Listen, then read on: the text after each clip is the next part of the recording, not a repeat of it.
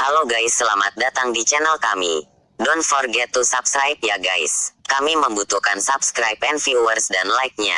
Semoga kalian bermanfaat buat kami. Jangan lupa ya guys. Please jangan lupa klik tombol subscribe guys karena subscribe itu gratis. Kisah Islami, detik kewafatan Rasulullah SAW. Dari Ibnu Mas'ud bahwa ia berkata, ketika ajal Rasulullah SAW sudah dekat, Baginda mengumpul kami di rumah Siti Aisyah.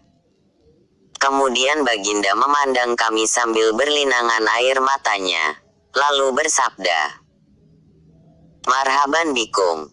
Semoga Allah memanjangkan umur kamu semua. Semoga Allah menyayangi, menolong dan memberikan petunjuk kepada kamu. Aku berwasiat kepada kamu, agar bertakwa kepada Allah. Sesungguhnya aku adalah sebagai pemberi peringatan untuk kamu. Janganlah kamu berlaku sombong terhadap Allah. Allah berfirman, kebahagiaan dan kenikmatan di akhirat kami jadikan untuk orang-orang yang tidak ingin menyombongkan dirinya dan membuat kerosakan di muka bumi. Dan kesudahan surga itu bagi orang-orang yang bertakwa."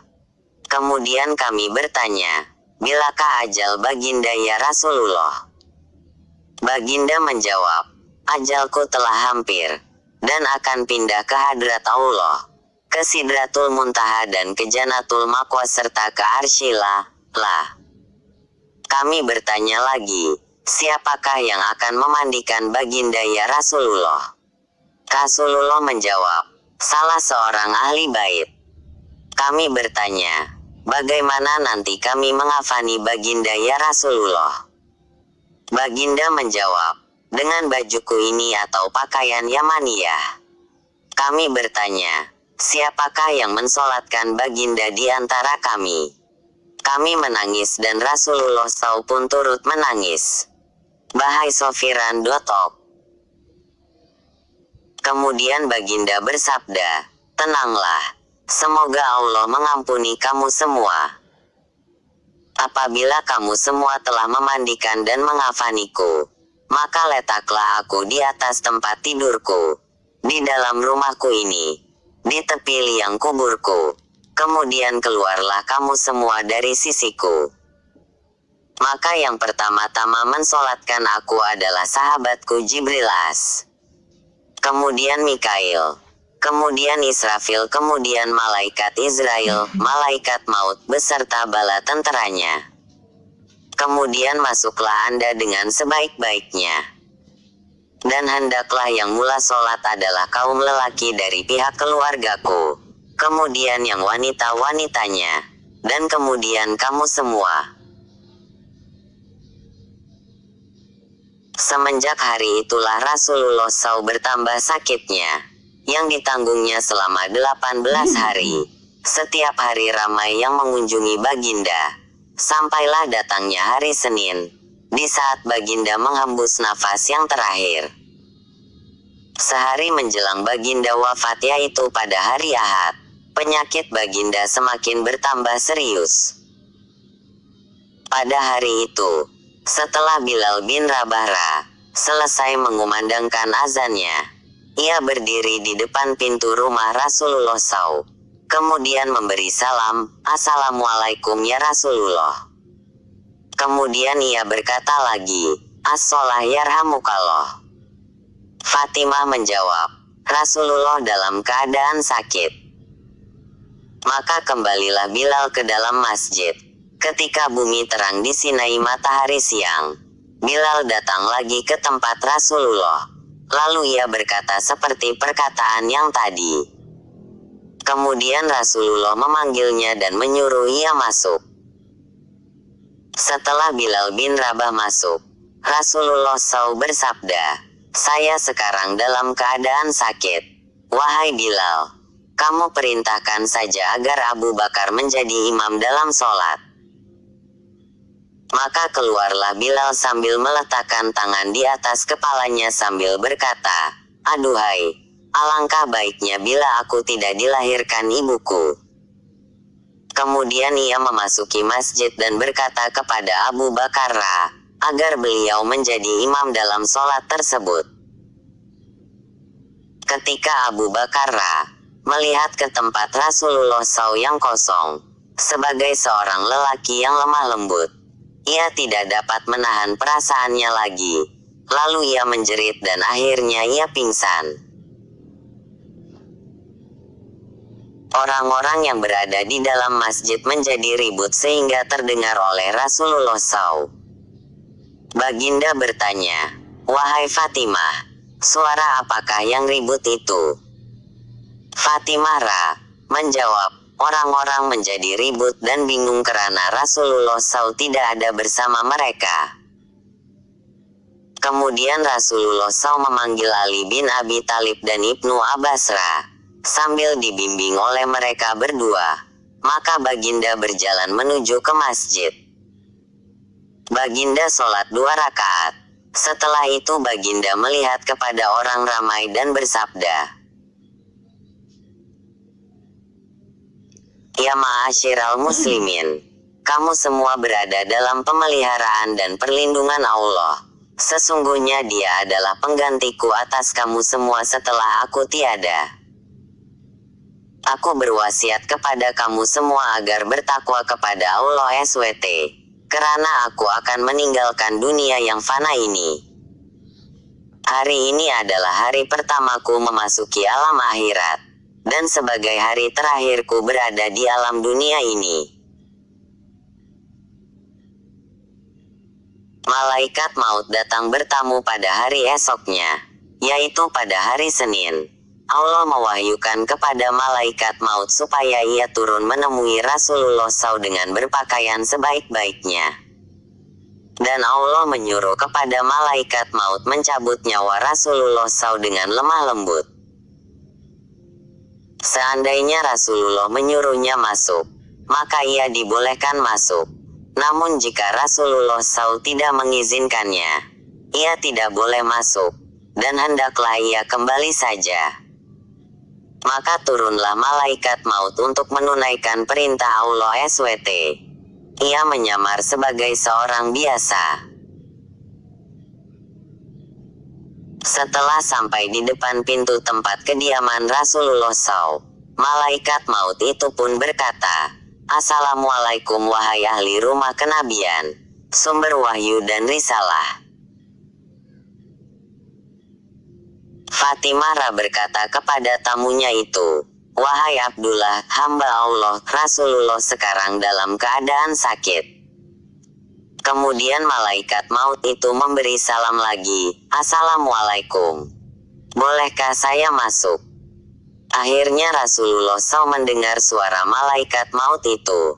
Lalu Baginda bertanya kepada puterinya Fatimah, "Siapakah yang ada di muka pintu itu?" Fatimah menjawab, "Seorang lelaki memanggil ayah. Saya katakan kepadanya bahwa ayahanda dalam keadaan sakit." Kemudian ia memanggil sekali lagi dengan suara yang menggetarkan sukma. Rasulullah SAW bersabda, "Tahukah kamu siapakah dia?" Fatimah menjawab, "Tidak wahai Baginda."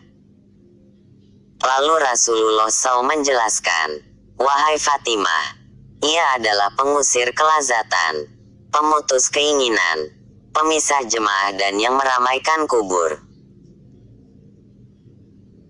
Kemudian Rasulullah SAW bersabda, "Masuklah, wahai malaikat maut." Maka masuklah malaikat maut itu sambil mengucapkan petik terbalik, "Assalamualaikum ya Rasulullah." Rasulullah SAW pun menjawab, "Waalaikumsalam ya malaikat maut. Engkau datang untuk berziarah atau untuk mencabut nyawaku?"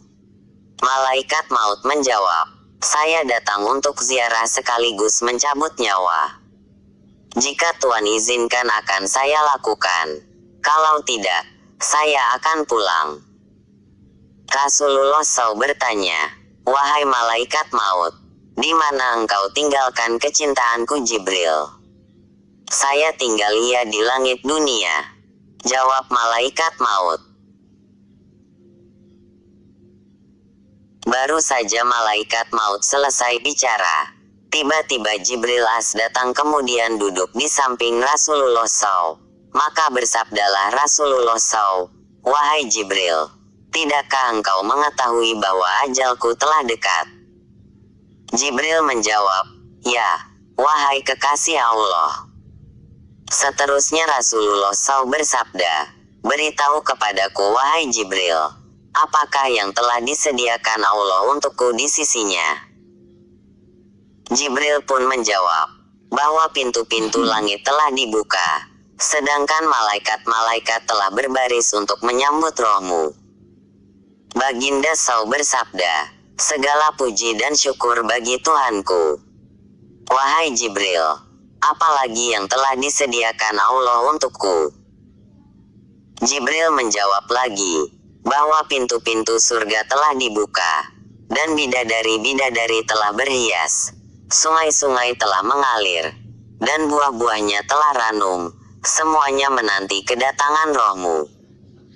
Baginda SAW bersabda lagi, "Segala puji dan syukur untuk Tuhanku." Beritahu lagi wahai Jibril, apalagi yang disediakan Allah untukku? Jibril menjawab, "Aku memberikan berita gembira untuk Tuhan.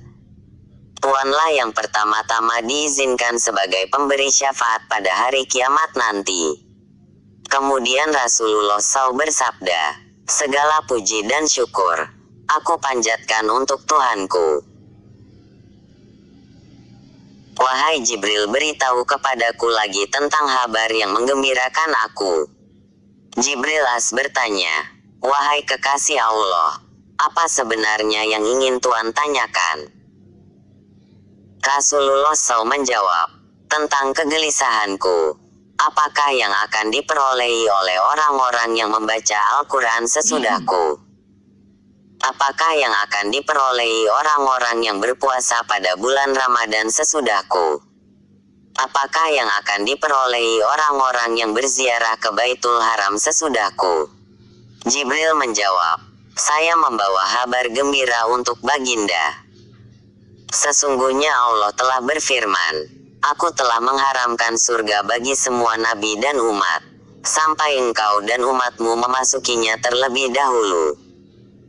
Maka berkatalah Rasulullah SAW, "Sekarang, tenanglah hati dan perasaanku.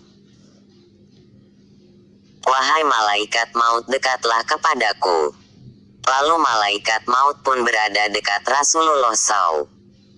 Alira bertanya, "Wahai Rasulullah SAW, siapakah yang akan memandikan Baginda dan siapakah yang akan mengafaninya?" Rasulullah menjawab, "Adapun yang memandikan aku adalah engkau wahai Ali. Sedangkan Ibnu Abbas menyiramkan airnya dan Jibril akan membawa hanut minyak wangi dari dalam surga." Kemudian malaikat maut pun mulai mencabut nyawa Rasulullah. Ketika roh Baginda sampai di pusat perut, Baginda berkata, "Wahai Jibril, alangkah pedihnya maut." Mendengar ucapan Rasulullah itu, Jibril As memalingkan mukanya. Lalu Rasulullah SAW bertanya, "Wahai Jibril, apakah engkau tidak suka memandang mukaku?" Jibril menjawab, "Wahai kekasih Allah, siapakah yang sanggup melihat muka Baginda, sedangkan Baginda sedang merasakan sakitnya maut?" Akhirnya roh yang mulia itu pun meninggalkan jasad Rasulullah SAW. Kesedihan sahabat, berkata Anasra, "Ketika aku melalui depan pintu rumah Aisyah, aku dengar ia sedang menangis, sambil mengatakan, 'Wahai orang-orang yang tidak pernah memakai sutera. Wahai orang-orang yang keluar dari dunia dengan perut yang tidak pernah kenyang dari gandum. Wahai orang yang telah memilih tikar dari singgasana. Wahai orang yang jarang tidur di waktu malam karena takut neraka sair.'" Terima kasih sudah berkunjung ke channel kami. Jangan lupa untuk klik like, share, dan subscribe. Jangan lupa untuk klik like, share, dan subscribe. Terima kasih sudah berkunjung ke channel kami. Jangan lupa untuk klik like, share, dan subscribe. Jangan lupa untuk klik like, share, dan subscribe. Terima kasih sudah berkunjung ke channel kami. Jangan lupa untuk klik like, share, dan subscribe. Jangan lupa untuk klik like, share, dan subscribe.